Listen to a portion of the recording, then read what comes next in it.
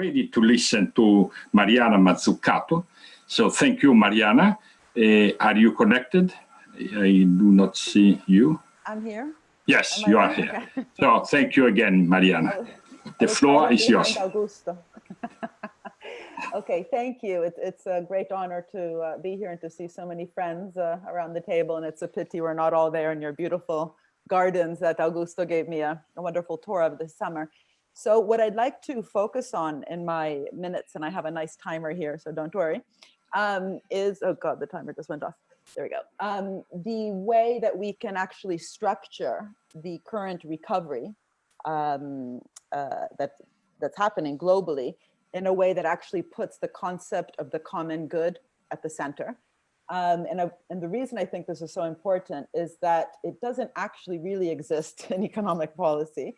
We have concepts like the public good, which of course sounds good because the word good is there, but it's still just a correction basically for something that the private sector is not doing, right? You know, we have positive externalities, we have different things that the private sector therefore doesn't invest in because it's hard to appropriate the profits. So the public sector comes in, kind of fills that gap in the public good space. Similarly, all sorts of really important policies like carbon taxes are seen as corrections for other types of market failures like negative externalities. And I think this is really the moment, for all the reasons that everyone's been talking about, to really reimagine the public good with a common good also framing, which is broader than the public good. We don't have to throw out market failure theory. It's actually very useful and we don't fix markets enough, but we actually require a framing that I think is more about market shaping, market co-creation, not just market fixing, and coming to the concept of the common good in the process, I think really helps us also build better partnerships, right? This word partnerships between public and private, which of course we all believe in, all the problems we've talked about require partnerships. We need to design those partnerships so that they're actually more symbiotic, mutualistic, and not, problematic, like, at worst, predator prey and parasitic. And if you speak to any biologist and use the word ecosystem, they will stop you and first say, what kind of ecosystem? Is it parasitic or symbiotic? So again, new metrics that the common good concept can help us to design actually much more functional and not dysfunctional partnerships. Definitely the health space, which I've studied a lot. I've written now for 10 years on public-private partnerships in the area of health innovation. It's very dysfunctional and it's not a symbiotic partnership, and it's definitely being shown even more so right now.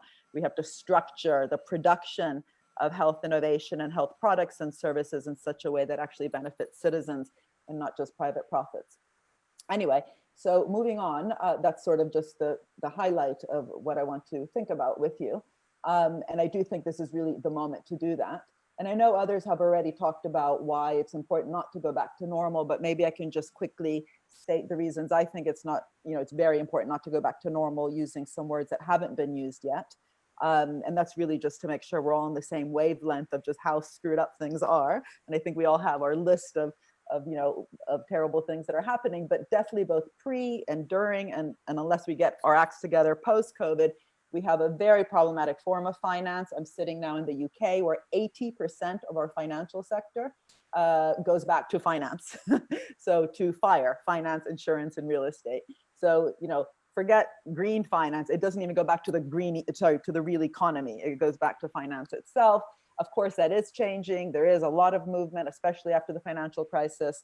There's also, led by Mark Carney, all sorts of movements towards redirecting finance, but it's definitely not happening fast enough. And that 80% figure is today in the UK. We also have, we know, financialized businesses. So you don't have to just go to the banks to see the problem. Just in the last 10 years, the global, the S&P 500 companies have spent over 4 trillion, that's 12 zeros in case anyone forgot, on share buybacks. So that's basically value extraction. That's not going back into the system again. Another form of rent, one could argue. And that, of course, hurts workers, workers' skills, this whole topic of robots and skills and what's going to happen to workers. Well, skills are actually an endogenous function of investment. And if you have this lack of reinvestment back into the economy, all sorts of things suffer, obviously long-term growth in all the areas we know require that reinvestment, but definitely workers themselves who are not being reinvested in within the organizations where they work, and that is a key contributor to inequality. Third, we have, as Joe said in the beginning, hollowed out state capacity. Again, looking around here in the UK, but this is definitely not the only country. We have a country that to both manage Brexit and to manage COVID has over-relied on consulting companies. And it's basically a self-fulfilling prophecy. The more we think the state is just sort of getting in the way and at best should, set the rules of the game, de-risk the private sector and fix market failures here and there, there's really no reason to invest within the state structures themselves in all the kind of knowledge creation and management capacity, administration capacity that's required, of course, in both public and private sectors. And it's really striking.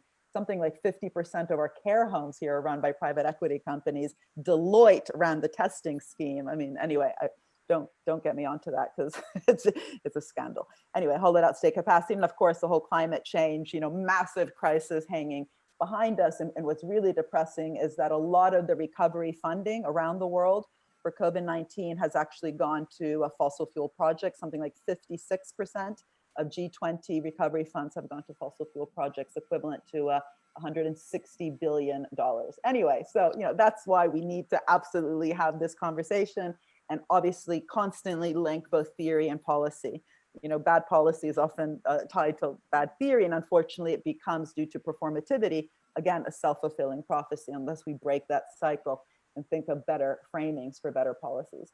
And I think that has to begin exactly with the theme of the day, to really understand the economy and markets themselves as outcomes, as absolute outcomes of how we govern organizations, how we govern organizations within the private institutions. So less about shareholder value maximization, more about stakeholder value, but also how we govern state, public organizations.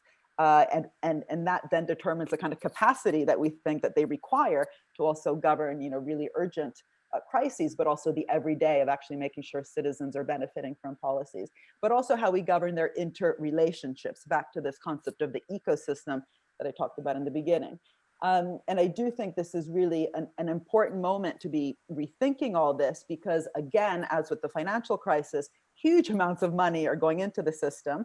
In the US, over $2 trillion, in Europe, over 2 trillion euros, of which a pot of that is called the EU Next Generation budget for the recovery. And the more we can say, hey, this isn't just about throwing money at the system, but structuring that recovery in a way that really builds back better and experimenting with new forms of partnerships, new ways to govern production. You don't just race to the vaccine, you govern that production so the vaccine will actually be universal and accessible and free. That's a very different type of governing, for example, around patents, than just racing towards something.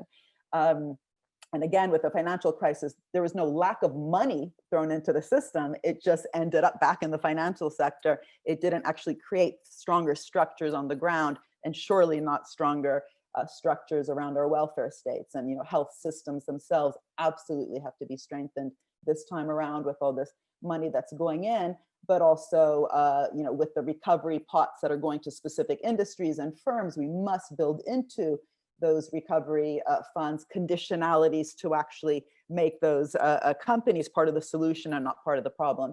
And I'll say something about that. So again, I'm timing myself, so don't worry. So first, one of the issues, just to make sure that the funds that are going in are actually directed, or at least better directed than they have been in the past. I think one at least optimistic thing happening in Europe, where I'm sitting, is that this time around, the recovery is no longer conditional on countries cutting their deficits, as it was after the financial crisis. You'll remember the whole Varoufakis, in Greece, and others around Portugal, Italy, and Greece and Spain. The so-called pigs, terrible word that that Goldman Sachs thought of, they were all forced to cut their deficits in order to access any of the bailouts post-financial crisis, which just put them into more trouble afterwards. And ironically, that didn't even decrease their debt to GDP, it only increased it because they were cutting all the areas that actually fueled long-term growth. So Italy's debt to GDP has been rising even during periods its deficit has been falling. Anyway, this time around, the optimistic part of the story, so I'm not just talking about terrible things, is that the recovery fund is actually conditional on countries literally today, the deadline was October 15th, they've been given an extra month to come up with strategies, plans, for God's sakes, plans, yay, around climate mitigation, digitalization, and strengthening health systems. This is a massive opportunity. It's a very, very different narrative from the past. The problem is, however, that if this money then falls on, yes, great strategies, but then the structures on the ground can't even absorb those funds, then, you know, again, we get into the trouble we got into the past. So Italy, for example, in the past, they didn't have a lack of finance. They had a lack of implementation and investment and spending capability often within their public institutions. They also didn't have patient long-term finance of the kind that, say, Germany has had in the past with its public bank. Anyway, there was problematic structures on the ground, no strong linkages between science and industry like the Fraunhofers, et cetera. So while these conditions are very important and it's great, it's a different narrative, it has to be accompanied by strengthening these structures that we actually have on the ground. But all this is good. It's also great that Europe actually accepted something that we've been working on with them for a long time, which is this concept of mission-oriented policies. So the idea is to go away from just having industrial strategies or innovation policies that are linked to lists, right? Lists of sectors to support, lists of technologies to develop, lists of types of firms to help, like SMEs, and actually to have challenge-oriented policies around, you know, carbon neutral cities, around plastic-free oceans. In cities, you might have zero knife crime kind of missions that actually bring as many different sectors together to invest and innovate. And the policies themselves are designed in that way. So the grants, the loans, the procurement, and the prizes are fueling those bottom-up innovations to solve those problems. And COVID, of course, has thrown many, many problems that can form the mission-oriented policies around, including the digital divide, which we know is incredibly wide and absolutely needs to be directed via, for example, industrial policy and innovation policy. It can't just be siloed to a little part of policy that's not central. I already mentioned this importance of conditionalities. I think this is, again, something that COVID is teaching us a lot about. In France, Macron, the president, was very clear. He said, we're not here to save industry, but to transform it. And he put very strict restrictions on both Renault, the car company, and Air France, the airlines, that they could only access the recovery scheme if they actually committed to reducing their carbon emissions. It wasn't enough, but it's a great start. Same thing happened in Denmark, but they also added to it that if you're a company that uses tax havens, I'm sorry, you can't have the recovery funds. Get back to the end of the queue. Whereas in the UK, we just gave a massive bailout of 600 million to EasyJet, no conditions attached, because EasyJet said, why would we accept conditions?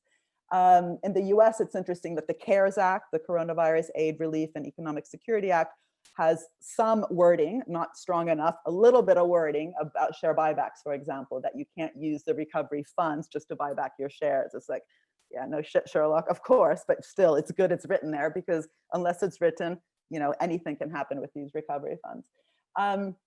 And the other thing is, of course, I've already mentioned the issue with the vaccine, but this is why the World Health Organization is so important, and we should all support it, because unfortunately it can't actually say what has to happen, but they can guide policy. And the fact that they've been really emphasizing the importance of collective intelligence, that we need to actually design a patent pool to get universally available and accessible vaccines, that requires a very different design of the innovation and production process itself.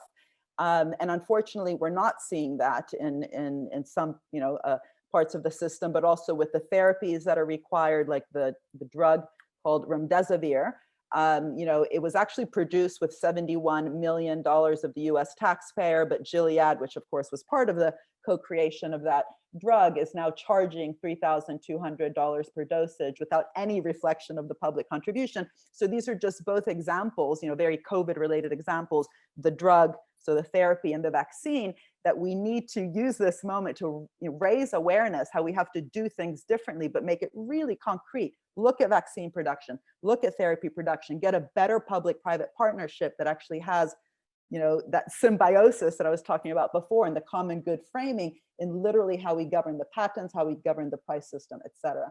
And lastly, I'll just finish by saying that the whole notion of state capacity, which I mentioned in the beginning, is so problematic, that not only requires investment, but we need to learn what works and what doesn't. So the fact that both Kerala in India, in Vietnam, which are basically developing country, regions, did so much better than, say, the UK and many Western countries on the back of state investments that they've made around health, around the welfare states, around the public administration, also building trust with citizens. We need to learn those lessons if we're going to strengthen the state and not just ask it to come in during crisis periods. And I will stop now because my timer says I've reached 15 minutes. Thank you very much, Mariana. Thank you for your lively presentation. We appreciate.